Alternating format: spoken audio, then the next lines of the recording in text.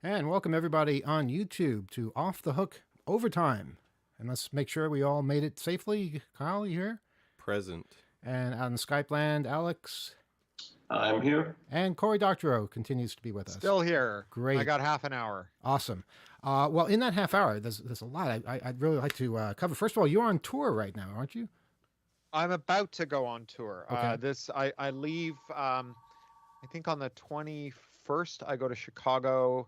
Not really the tour, although they'll have some book stuff there, but I'm going to go and speak at the university on their antitrust conference. And then the tour starts. I'm going to be all over Canada, the US, and the UK, and then finish up in Berlin. Wow. That's pretty incredible. The other thing I wanted to ask you, I saw one commenter on the book talking about the rapid evolution of technology, and whether it's a concern that the technology sometimes outpaces the fiction, and gets a bit so fantastic that you have no idea that this is going to happen. I think your books in general do a good job of keeping slightly ahead, or at least dealing with the craziness that's happening in the present. One thing that comes to mind, obviously, is ChatGPT, and everybody talking about that, everybody freaking out over it. First of all, your opinions on it, and do you see a way it affects your work? So I don't really worry about predicting things or staying ahead of things. I don't believe in prediction. I think there's an intrinsic kind of fatalism in a belief in prediction, because it suggests that like the future is arriving no matter what we do. The reason I'm an activist is because I think that we can change the future based on our actions. And so prediction to me always seems like, we don't have to do anything because the future is coming, good or bad. It's, here it is. I think everyone who said they knew the future was either kidding themselves or kidding everyone else, whether that's like Nostradamus or Alvin Toffler. And so I never worried too much about that. In terms of ChatGPT and the other machine learning tools and AI tools, I hate all those terms. I don't think it's artificial. I don't think it's intelligent. I don't think there's any learning involved. But in terms of them, I think that the strongest parallel in terms of the way that artists are reacting to it is unfortunately the way that we reacted to sampling, where we decided that taking work to make samples from it was presumptively theft, that anything that was made as the fruit of that theft was itself not art, and that the way to resolve this would be to create a new copyright that would allow the people whose works were being sampled to decide who could sample it. And at the time, you had samplers themselves who were really quite unconcerned with copyright. It wasn't even that they thought of themselves as violating copyright. Maybe Negative Land did, but the folks at Public Enemy making "Takes a Nation, a Million Stole Us Back," or the Beastie Boys making Paul's Boutique, they weren't really thinking about it in the same way that like a jazz musician, playing their solo, dropping a couple of bars of "That's Amore" into the middle of it, doesn't really think about copyright either. It's just like how music is made. And we created this new right to decide who could sample work. It wasn't a legislative reform. It was really like some court precedents and some changes in the way that the increasingly monopolized music sector did business. And the big three labels today, who control 70% of all the music, Sony, Warner, and Universal, they have this policy where if you want to sample, you have to be signed to one of the labels. And if you're signed to one of the labels, you have to sign away your right to be compensated for your samples. And so that means that everyone who wants to sample pays a tax to the label out of their advance. That doesn't go to an artist. It goes to a record executive or shareholder. And in order to do so, they have to say that their own samples now belong to the labels. Nobody's going to make a legal album that sounds anything like "It Takes a Nation, a Million Stole Us Back" today. If they had to clear every sample on that album, it would have cost $150 per CD. And so, today we have people who are concerned, I think rightly, that their wages are precarious and that technology is often used to automate labor out of the picture, or more specifically, to discard skilled laborers in favor of laborers who have less negotiating leverage and can demand less. Think of the replacement of taxi drivers with Uber drivers who weren't entitled to unemployment insurance or any of those other things that, a salaried employee might be able to get. And yet I think that they are repeating the sins of the people who worried about sampling. First of all, creating a right to decide who can train a model with your work is not, I think, good policy. I think we should not say that the right to study a work and make inferences about the relationships of its components is a matter of copyright. If you go around the art museum and measure all the noses in the paintings and come up with a picture of the statistically average nose, that shouldn't be anyone's copyright. That's not a thing copyright holders should be able to control. But even if we say that they should, I think we should understand that the same thing that happened to samples will definitely happen to that right to train models. It's already happening. If you're a voice actor, the plurality of your business comes from game studios. And game studio recording sessions now routinely begin with something like, my name is Cory Doctorow, and I freely and irrevocably transfer the right to train a model with this recording session to the person who hired me to do it. And what that means is that the only companies that have the means, motive, and opportunity to fire every creative worker they can are also the ones who are going to be able to demand that every creative worker sign away the right to train a model that they can use to replace them.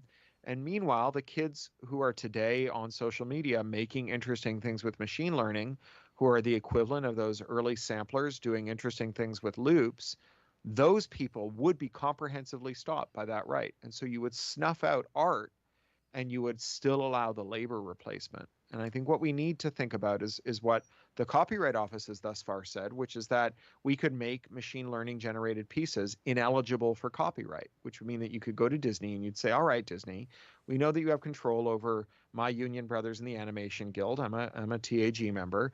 You can pretty much impose any contracting terms you want, especially as you're doing these mass layoffs. Everyone's going to just sign up to them. But if you train a model on animators' work and fire those animators and make a cartoon out of that model, that cartoon won't be eligible for copyright. It'll be in the public domain. Anyone can take it and sell it.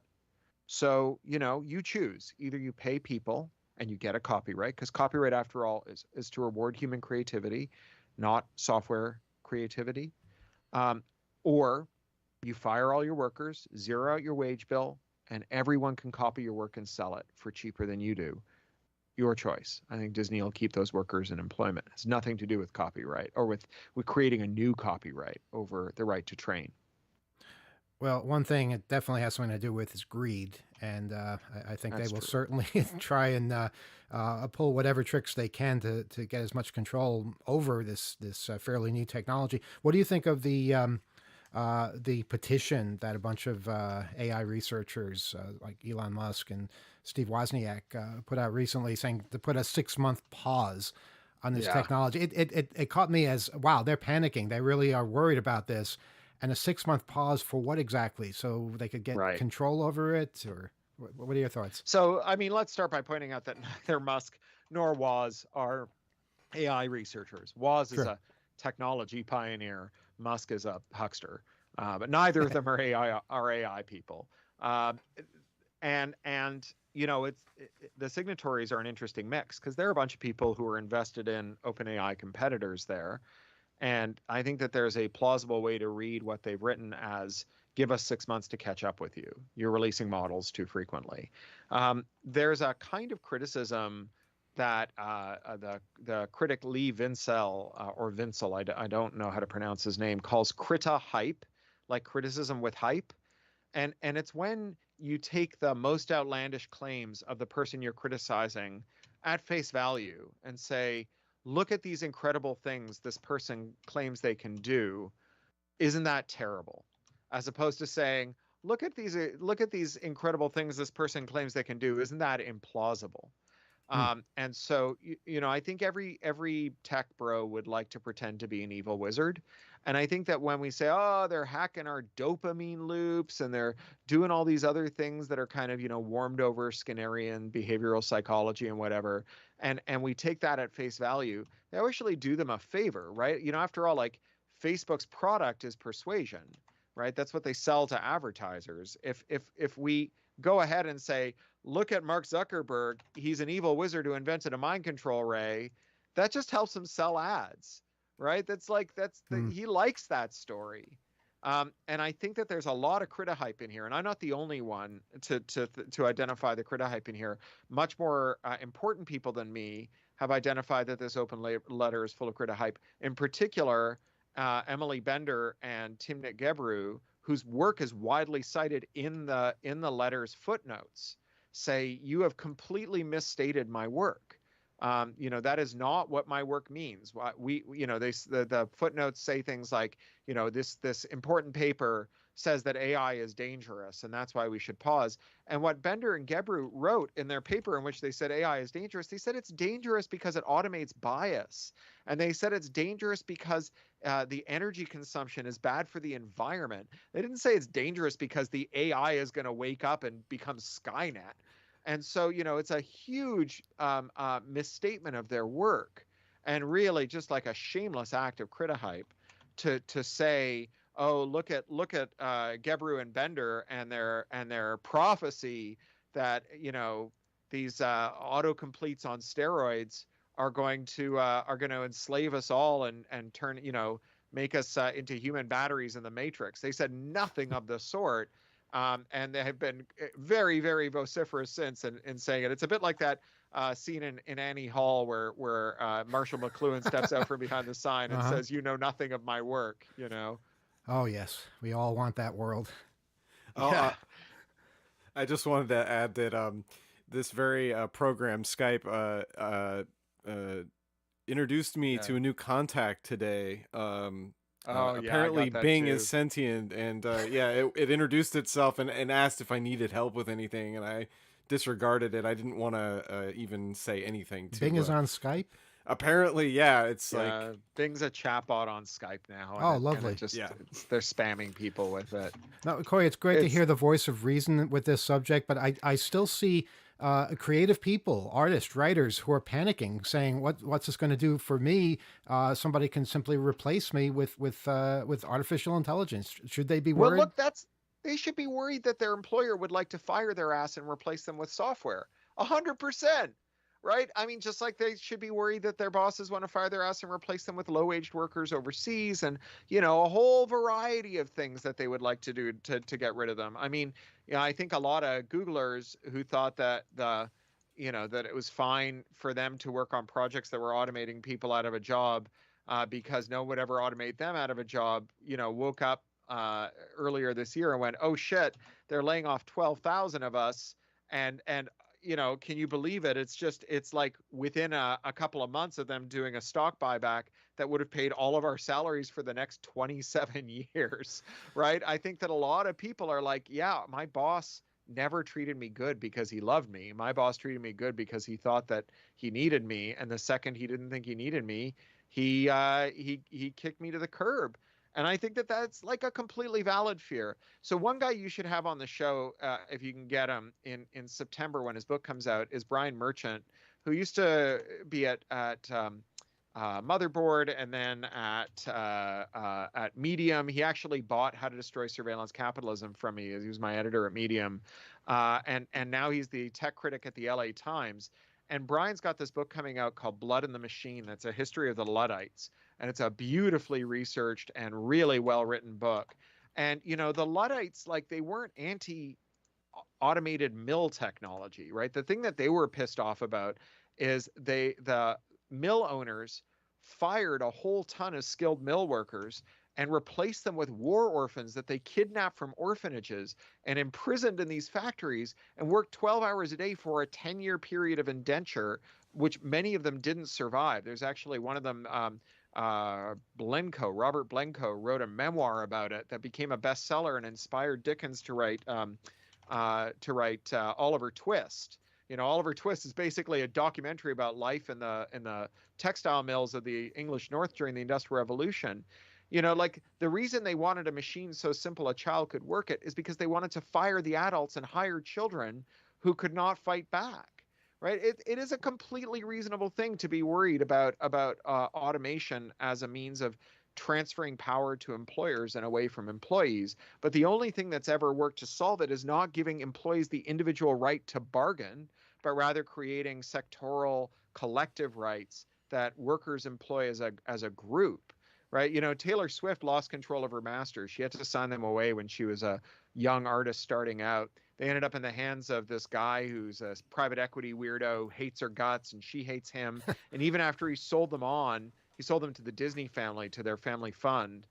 He made sure that of the portfolio that he sold, he retained a royalty stream from the Taylor Swift masters for her first 6 albums, just so that she would know that anytime that she made $1, he was making a dime, and that he would get richer every time she did, just to be a vindictive dick about it. Wow. She could not get her masters back, but you know what? Every musician in the world, in fact, every person in the world, including you and me, have the right to record any song that's been recorded and released. It's called the compulsory license. And that means that Taylor Swift has the right to record Taylor Swift covers. So she went back into the studio and recorded note for note covers of her own albums, right? We didn't give her the right to bargain away who could cover her records. We kept that right as a collective right that adheres to the entire human race. And because of that, Taylor Swift was able to escape the bondage of this private equity creep, right? The most powerful musician in the world could not individually bargain to get these rights back. She needed to rely on these collective rights. And if we're going to make any headway against AI as a way of zeroing out wage bills and putting workers on the breadline, it's going to be collectively, not individually. Wow. You know, I've seen that happen before.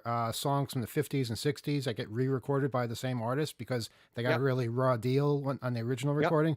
Unfortunately, in many cases, they're not able to replicate note for note exactly how the really good recording was. But it's Taylor a terrible got situation. A pretty good set of sound engineers at her disposal, I imagine. Yeah, no, and technology on her side. Alex, did you have something?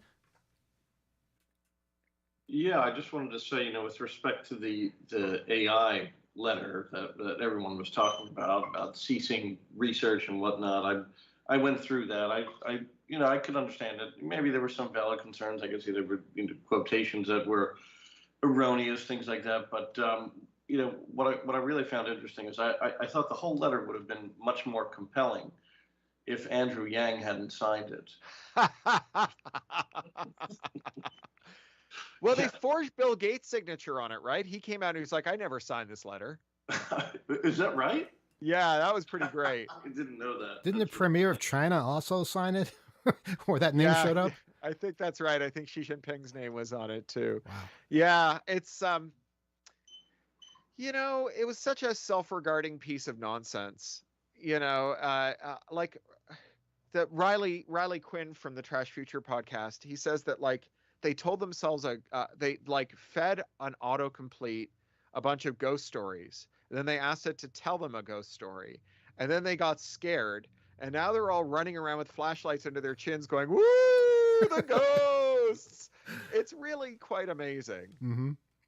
Yeah, I'm enjoying it by myself. I like to see this kind of panic. I mean, I think a lot of people are faintly embarrassed already about like that period where we all thought that like solving Sudoku puzzles and calling it cryptocurrency would make everyone a billionaire. I think we're going to feel even weirder and sillier about the period where we thought that autocomplete was the end of the human race.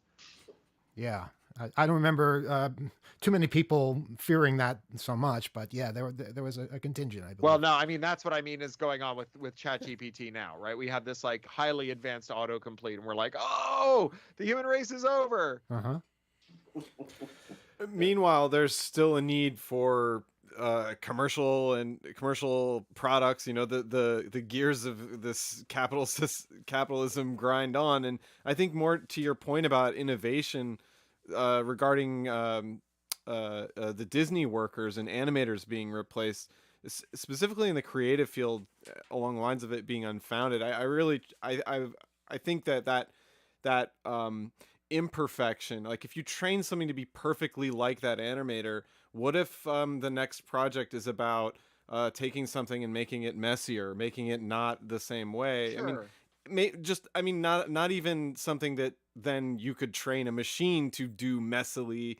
I'm saying like truly just totally left field, opposite direction, that kind of creative development and that imagination itself and steerability, I think, from a group of creative producers grinding out products like that is still desirable for whatever it costs, and and their happiness is key to that persisting.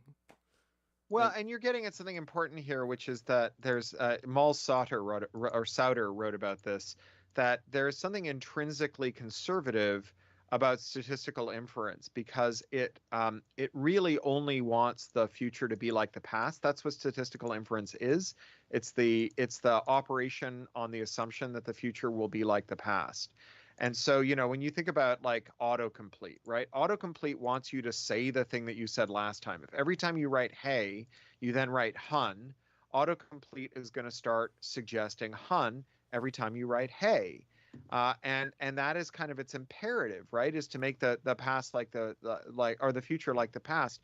And this conservatism, it really does limit the kind of stuff that you can do with statistical inference. On the other hand, one of the things that statistical inference is really good at is finding statistical links between things that we didn't suspect were there, which is, the source of a lot of mirth, right? You may remember that they tried to train a vision system to identify cancerous tumors, and what it identified was rulers, because all the training data that was of a real tumor came from an oncologist and a radiologist who used a ruler to measure it. And so all those pictures had rulers in them. And then all of the pictures of benign growths didn't have rulers because they were benign. And so what the machine decided was that rulers are a sound indicator of cancer, which is, true in a kind of not very useful way, but an interesting and amusing one.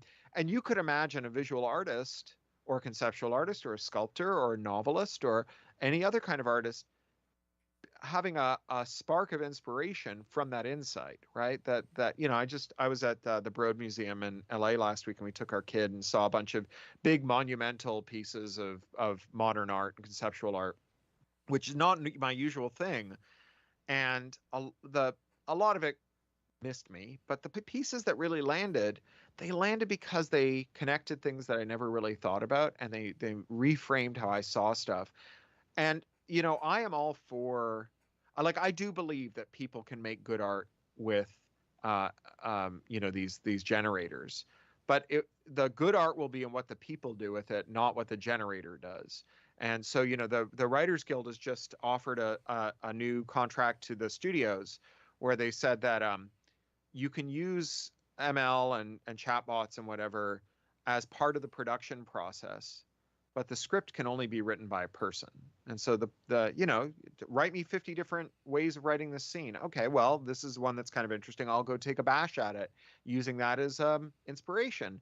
That's fine. I mean, people have been rolling dice and throwing the I Ching and doing all kinds of stuff to come up with inspiration for years. There's no reason that computers should be out of it. I love Brian Eno's Oblique Strategies deck. There are so many ways of generating creative sparks, but William S. Burroughs throwing bits of paper in the air and then piecing them together, right? Like all of those things can create creative sparks. I just don't think that the thing that determines whether we get replaced by machines has anything to do with what the software does, right? The point of the Luddites is stop paying attention to what the machine does and start paying attention to who it does it for and who it does it to. I think maybe people will start to understand the Luddites a bit more through this, through what you described just now. Well, I think Brian's book could not be better timed. It's, and again, that's called Blood in the Machine. It comes out in September. It really does yeoman service in revisiting what the Luddites' cause was. I sometimes joke that thinking that the Luddites were animated by their hatred of milling machinery is like thinking that Osama bin Laden's main cause was ending civilian aviation. Right. Go ahead, Alex.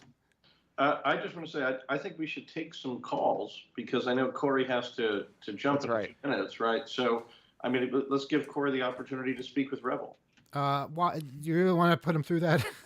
I mean, seriously. We were testing shot. a new filtering mechanism this week, but we'll give it a try. What's that number? Okay, well, I'm gonna request, Kyle, that we not connect to somebody who's just gonna connect us to various recordings, and just leave it open for another phone number to call in who might have something relevant to say, and then we can take Rebel later. All right, we'll stick to calls on this subject. Phone number is 802-321-4225, 802-321-HACK.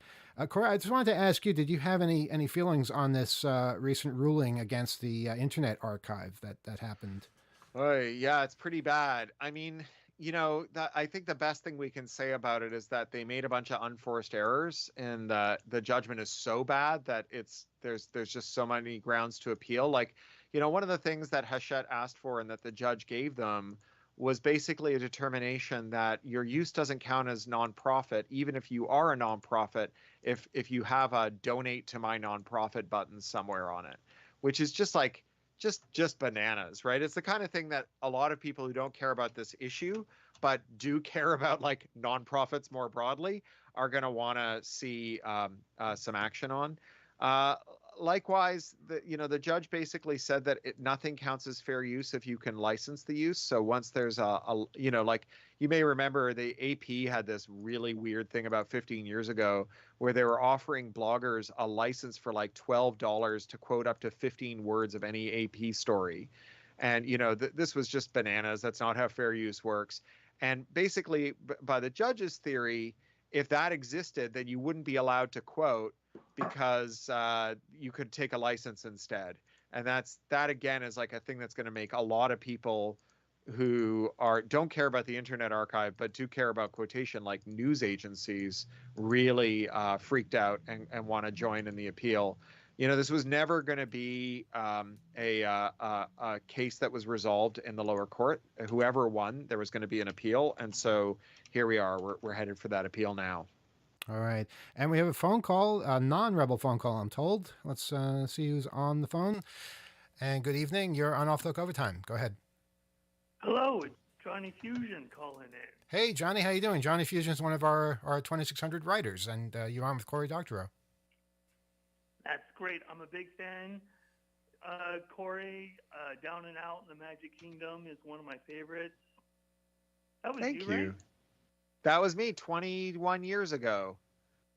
Yeah, I actually wrote some short stories inspired in that milieu about alternative Disney adventures. Oh, cool. And they got picked up by Omni in one really? online. Oh, I remember Omni. That's amazing. Yeah, Omni was the top paying science fiction market for a long time. That's quite a coup. Yeah, and I wanted to go back to what you were talking to on the radio about Amazon Stranglehold, right? So, like, I'm more the typical writer, the one that cannot make a living off of it. Yeah. Very, very small volume, self-published.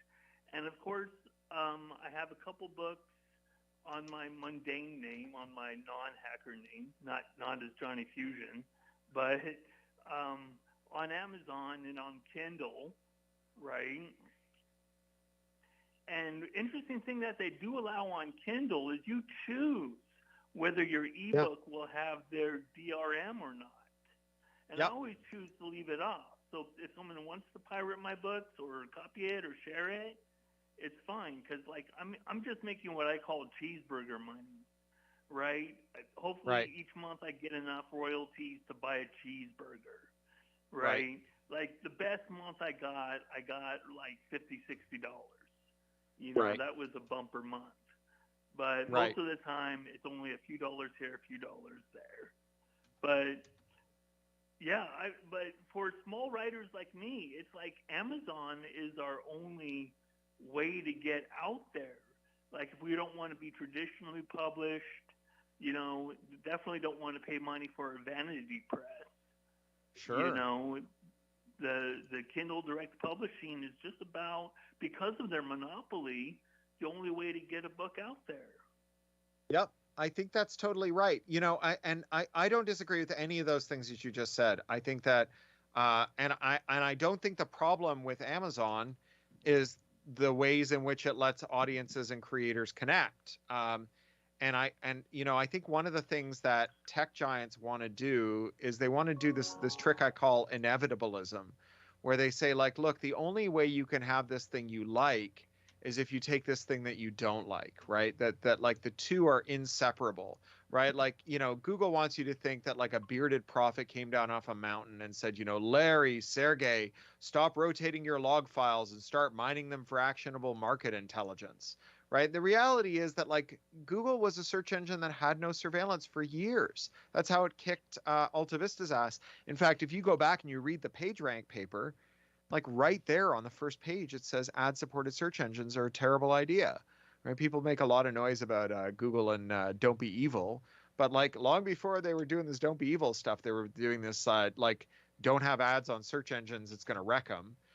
And in the same way, like the problem with Amazon is not that it connects writers and readers. And I think that you could absolutely have an Amazon store that didn't have DRM and that didn't abuse its suppliers. I think that it would be a mistake to think that Jeff Bezos was particularly evil.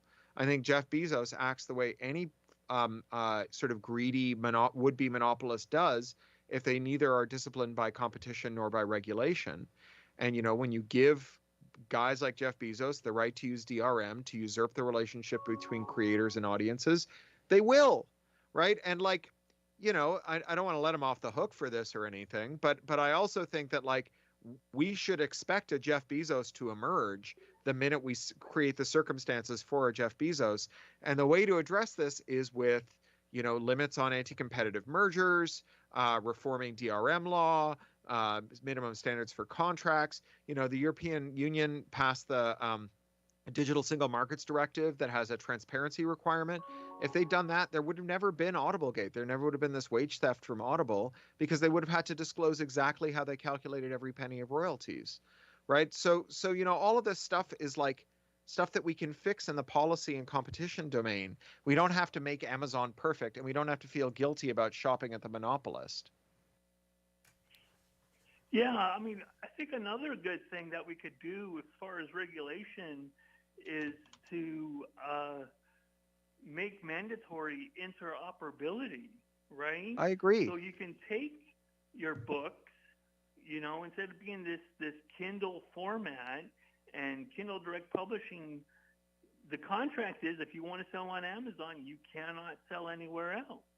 And so that locks people into Kindle devices or Kindle software on their phone or tablet, and then you're stuck. Like you were talking about Audible, but like if legislators got hip to the reality of the digital world, they would make interoperability mandatory, and that's where regulatory would be.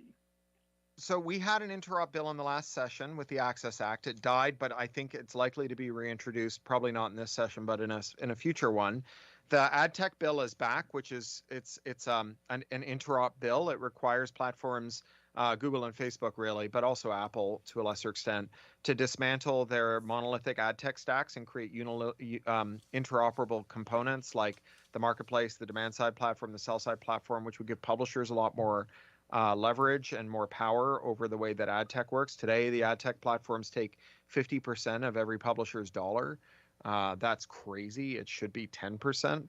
You could raise the advertising revenues of every publisher by 40% just by reforming the monopolies in the ad tech market.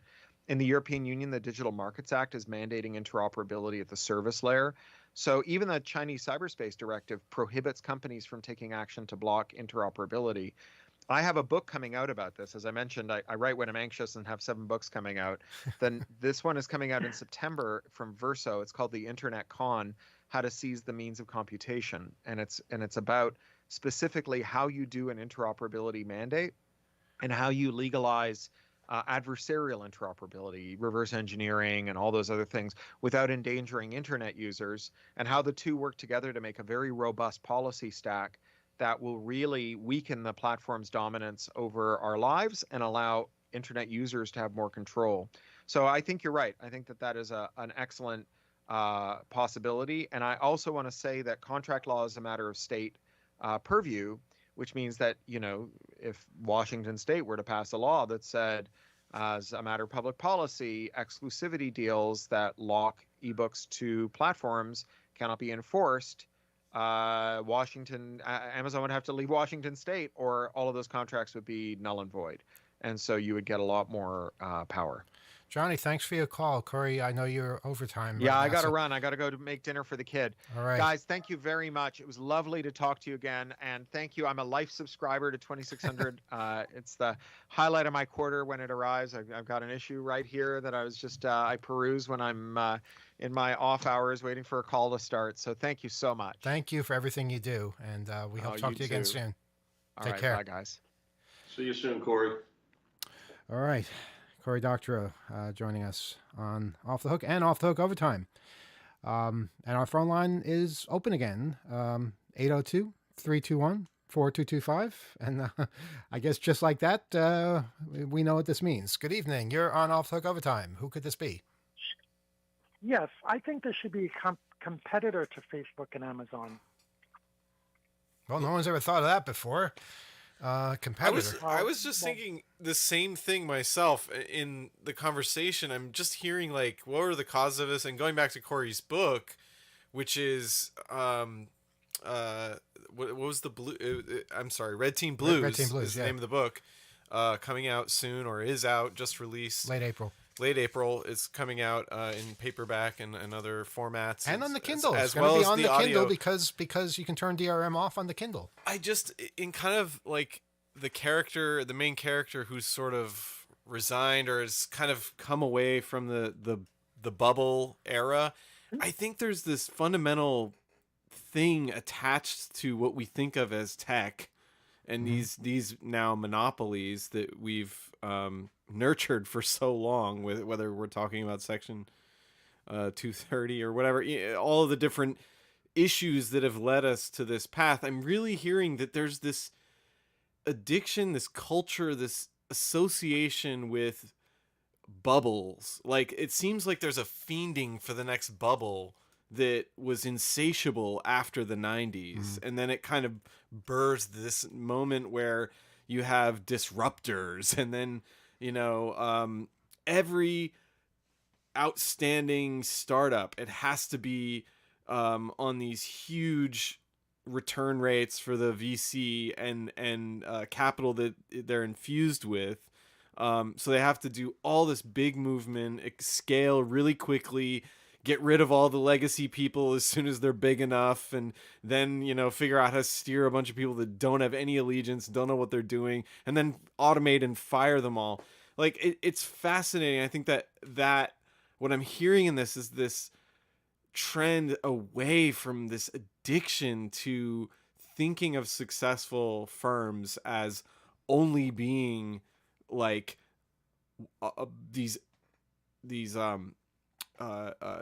rocket trajectory startup companies. It's insane. And like we were talking about, small tech needs more lauding and so forth. So anyway, no, I'm with you, Rebel. I think we should have alternatives.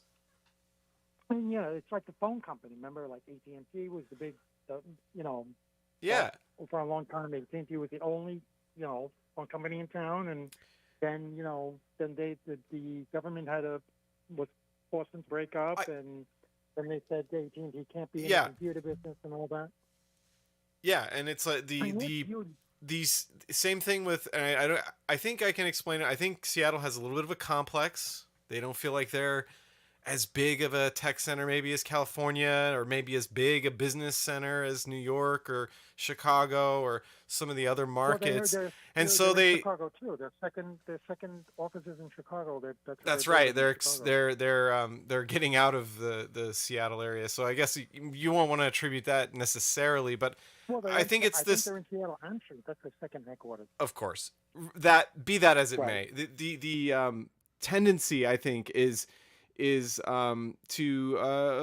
overcompensate a little bit here, and have to be so big and so controlling in as many ways and so forth. I mean, the as far as cutthroat competition, and this, it's like a breed of capitalism that is just like blindly irreverent. Like just it's strange to me because it's not a feature I would think of as a part of the Northwest, but I think it's also the legacy of Microsoft's emergence as a dominant player, which itself was echoes of the Bell system and that monopolistic situation. So out come more firms from the Northwest that are in this spirit. And the same thing was happening with Starbucks. We talk about local coffee shops that basically got put out by this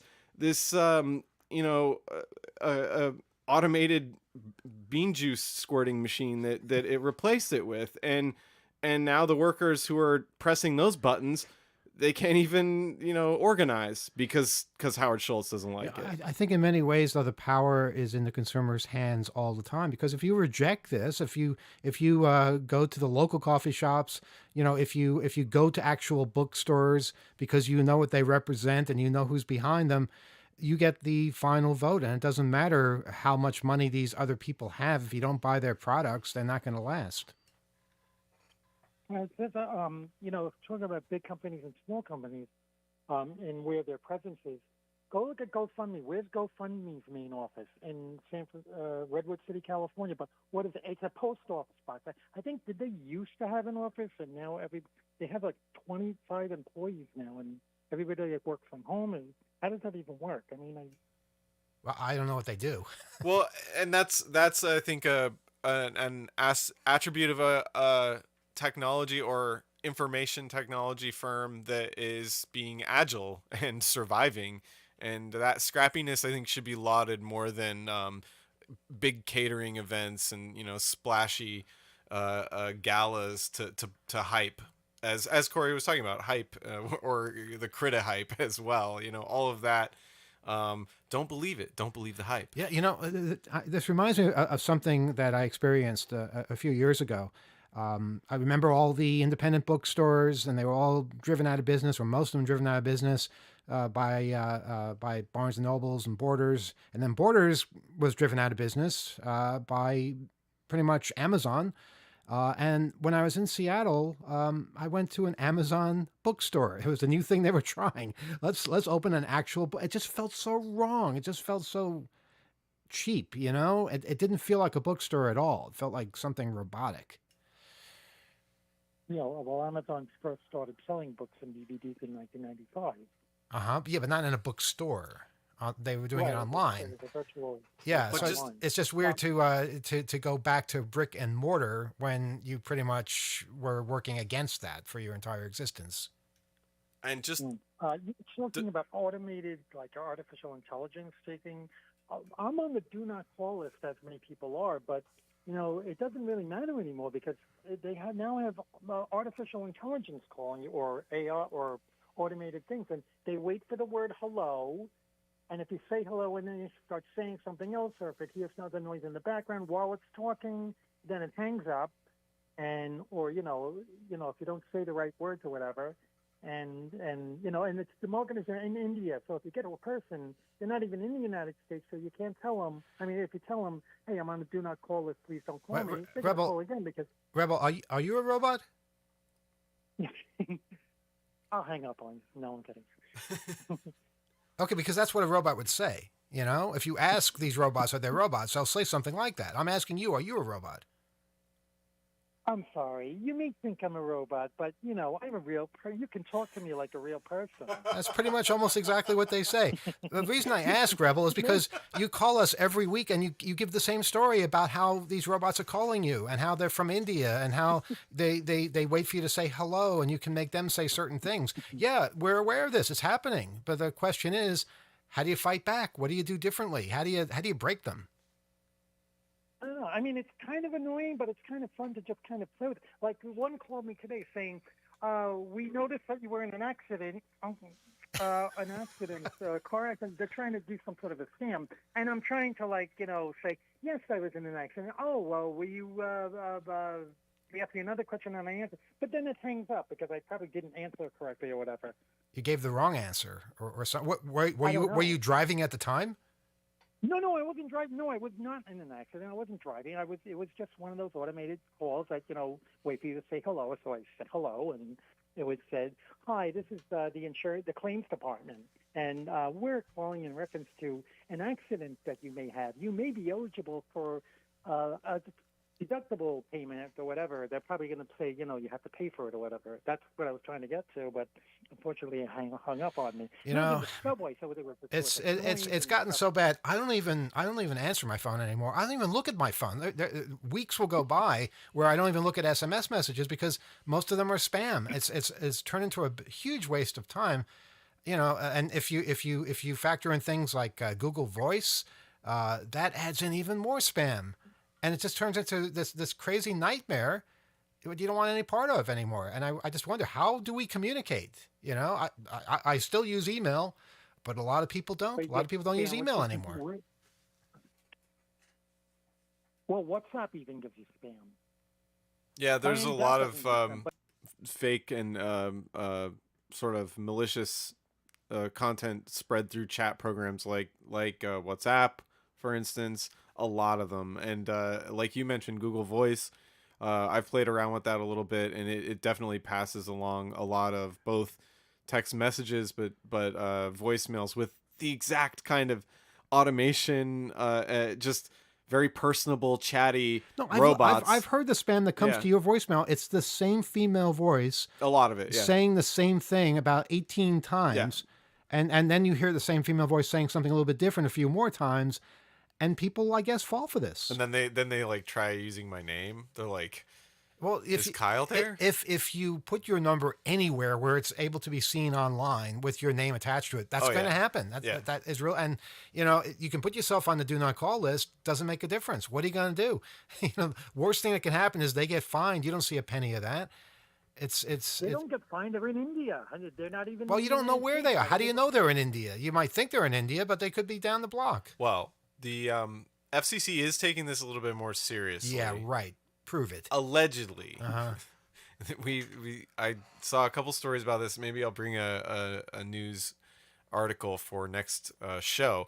However, that's not really too meaningful unless there's some teeth behind it, and there's no assurance that carriers are going to universally filter or manage this stuff any better than they already do. They have a low incentive as a part of their business model to prevent this kind of stuff. And there's a desire. I mean, people want to get people tangled up. And of course, and there's a lot of people answering phones, people that are homebound and otherwise, unaware that this is a tactic. This is where I'm with Rebel, because if you can play with it and mess around with it and maybe get it to drop down to a C prompt on a computer and execute a command, if you can just know the secret words or something that will just set it off and put it into maintenance mode or something like that, it's a good day if you can do that. Maybe that's a good idea for the next Hope. Well, how are we going to get spammers to call us at Hope? Well, I don't want to think about that. No. And anything else, Rebel? Yeah, because they can avoid fines by just outsourcing to India. The company that's doing the telemarketing, they don't have to have their telemarketers in the United States. So they could just have the people in other countries do it. So other countries, yeah, it could be. But you keep saying India. It could be Canada. It could be Pakistan. It could be Vietnam. It could be China. It could be all sorts of countries everywhere. It's not just one. Right. And a lot of them come from right here in the United States as well. Anything else? We're gonna open up to another phone call. Okay. Mail from calls from other people that you don't know. I mean, numbers that you think you know, like a same exchange, and it doesn't say anything. You even say hello, and it just hangs up. Yeah, it's misconfigured. They have too many people, or not enough people to, This is worthwhile. This is worth a deeper analysis, because there could be people running the systems that are automating that here and then forwarding to numbers that are actually call centers. It could be layered and one of us should try to get a job at one of these places. Then we can figure out how it really works. What do you think, Rebel? Yeah. Take a trip over to one of these countries and apply. They're awful though. Yeah. Well, that's he doesn't know go that. On YouTube and go on like Scambaiter and there's his YouTube channels that people actually trying it and talking to them and getting them to do things and finding out where they are and the actual YouTube channels and Well, videos we're on on a them. YouTube channel right now, but maybe you should go to that YouTube channel and talk to them about this. Well, I did. I mean, I they tell you, what numbers are calling and, things like that. Okay. All right. Listen, we're going to move on. Thanks for your call. Good hearing from you. 2600 meeting is Friday. That's right. There is a 2600 meeting on Friday, all over the world. So check 2600.com/meetings to see if there's one near you. And if you want to start one near you, email us or tweet at us at 2600 meetings on Twitter. All right, moving on. 802-321-4225 is our phone number. Alex, you've been awfully quiet tonight. Are you doing your taxes or something? Yeah, no, I'm trying to multitask a little bit and also a little under the weather tonight. Oh, no. Some, throat issues, but then also something going on with my eye where I'm losing focus in my left eye. So it's kind of annoying. Yeah. If you clock yourself in the face on the left-hand side, sometimes that clears that up. Yeah, I've tried that a couple of times. Get your kid to do that. He'll do it happily. He definitely would. I know. I think we're just getting old or declining organisms over here. Oh, yeah. But I thought today was a good show. I mean, it was great to just let Corey talk. To be honest with you, it's nice to hear another voice sometimes on our show, and a very eloquent one as that. Yeah, you can't get more eloquent than Corey. So like on point. Just got academic reference. Just it's a so many different directions too. It's just a real pithy, just in-depth conversation. I was happy to hear. He not only makes me aware of all the injustices and gets me angry about them, but he gives me hope as well. And I think that is really what we should all strive for, because what Amazon is doing is crazy, and it's harmful. But we do have power to do something about it, and especially if we join together and are creative. And it's a great feeling knowing that there is hope on the horizon. Well, that's one thing that's so interesting about Corey and why I love having him on, because he's not just all doom and gloom. He identifies these problems, really articulates them so well. Uses language and words and analogies I think that we can all easily understand, and then proposes some kind of solution to the problem. He doesn't just pose the problem; he also poses a solution. And the solution is very often about working together. It's about kind of fundamental rights, bargaining rights. And he thinks about these solutions in ways that are, I think, extraordinarily creative, really, and just based on not emerging in new technologies and trying to invent something new to solve this problem, but based on some of the fundamental tools and building blocks that we've had in society that have been taken away from us. And it's pretty extraordinary to hear that. I think I love having him on. I think we should have him on more often. Right, definitely. I'm full agreement on that. We have a call coming in. I believe this is from the United Kingdom. Good evening. You're on Off the Hook. Overtime. Greetings from London. Wow. Is this Zap?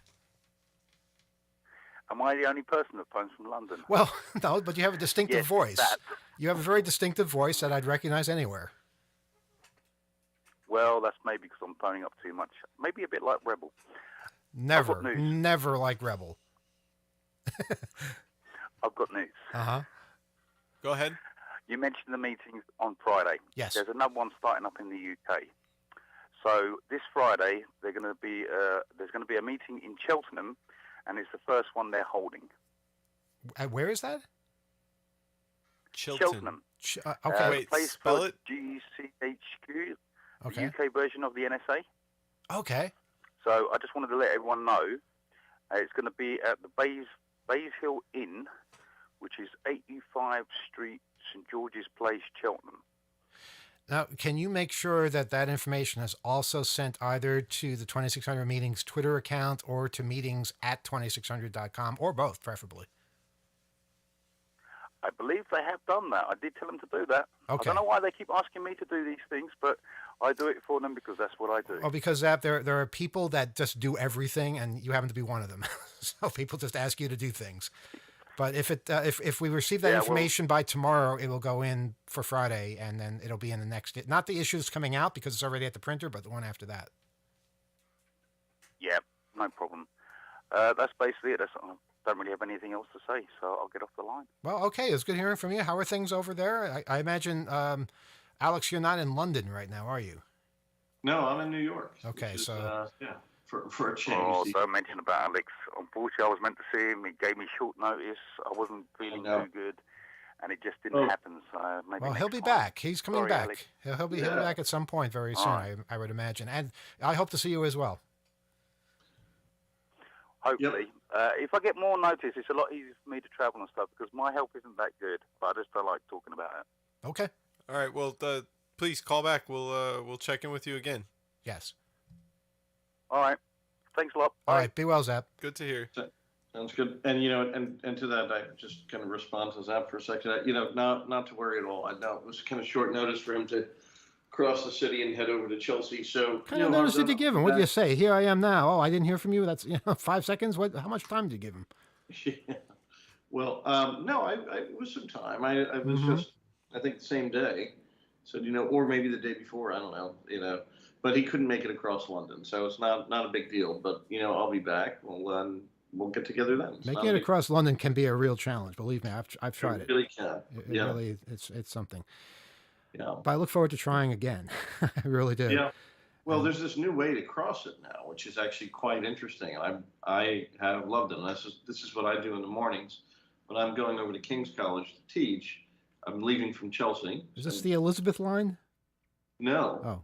I actually don't take any lines. I take something called the Clipper, the Thames Clipper, and you just take a boat, east down the Thames, and it's like having a little mini vacation every morning. You pass by Parliament, Big Ben, the American Embassy, the Battersea Power Station, and it's this amazing way to see London, especially when the sun is coming up. The only problem with the Clipper is it's run by Uber, of course. But it's a pretty fantastic service. It's not incredibly cheap, but I think it's a great way to get back and forth across London. Well, doesn't that only work though if where you need to go is near the water? Well, possibly, yeah. I mean, it's one way to get down the river, right? You have to get out, where the river is. So Uh-huh. if you're heading to North London, that would not be, great. But if you're just heading from east to west, anywhere near the embankment there, I think it's a fantastic way. Well, I mean, if Uber were smart, what they do is they'd either have one of these vehicles that, turns into a land vehicle. You've seen those. They get out of the water and now they have wheels. Yeah. Or they Oh. would have a dedicated transfer. When you get off the boat, there's an Uber car waiting for you and they take you where you want to go. Well, there's also another problem too, because on the way back, Mhm. you can only go so far. I usually get on it in Chelsea at the Cadogan Pier, but on the way back, if I'm heading west from the east, then it will only go to the Battersea Power Station, and it won't go farther than that because the tide has gone out, and the Thames is too low for the boat to continue on. Why does it go to a power station? The Battersea Power Station. Okay. That's just a landmark on the river there. Oh, okay. It's Yeah, one of those London it's actually things. not a power station anymore as well. They've made it into a giant mall. It was supposed to have all these nice sort of unique shops and stuff in it, but I went in it and it just seems like a lot of, I don't know, high-end places, a little sterile. I wasn't terribly impressed. No, I think, it's above our station, I think. yeah, I think so. They have ferries in New York as well. You can take a ferry from, I believe, Rockaway to Manhattan, which I've always wanted to do.